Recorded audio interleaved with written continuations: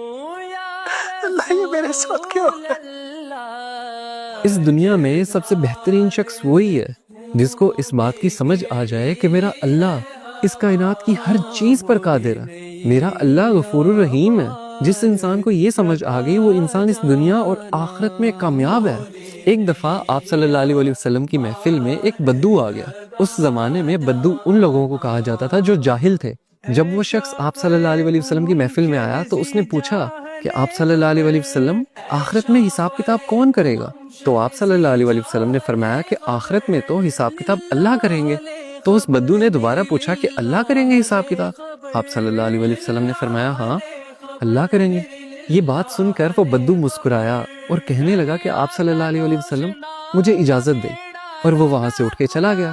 اب کچھ صحابہ جو اس محفل میں بیٹھے ہوئے تھے ان کو اس بات کی سمجھ نہیں آئی۔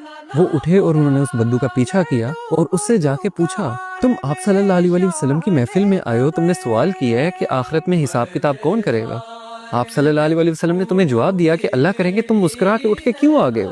تو اس بدو نے مسکراہٹ سے کہا کہ اگر اللہ تعالیٰ نے آخرت میں حساب کتاب کرنا ہے تو اللہ تعالیٰ تو بڑا غفور الرحیم ہے، وہ تو مجھ سے میری ماں سے زیادہ پیار کرتا ہے۔ کیا میری ماں مجھے جہنم کی آگ میں جلا سکتی ہے؟ جب میری ماں نہیں جلا سکتی تو وہ رحیم و کریم میرا مالک میرا اللہ مجھے کیسے جہنم کی آگ میں پھینک سکتا ہے؟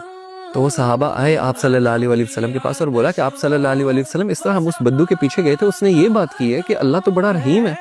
تو آپ صلی اللہ علیہ وسلم نے فرمایا کہ اگر اسے اللہ کی رحیمی پہ اتنا یقین ہے نا تو اللہ کبھی اس کو اپنی رحیمی سے مایوس کر نہیں سکتا، کیونکہ اللہ اپنے بندوں کے لیے بالکل ویسا ہے جیسا اس کا بندہ اس کے لیے گمان کرتا ہے۔ اگر اس کے بندے کو یہ یقین ہے کہ وہ بڑا رحیم ہے تو اللہ تعالیٰ اس کے لیے رحیم ہی ہے، اللہ تعالیٰ اس کو معاف ہی کرے گا۔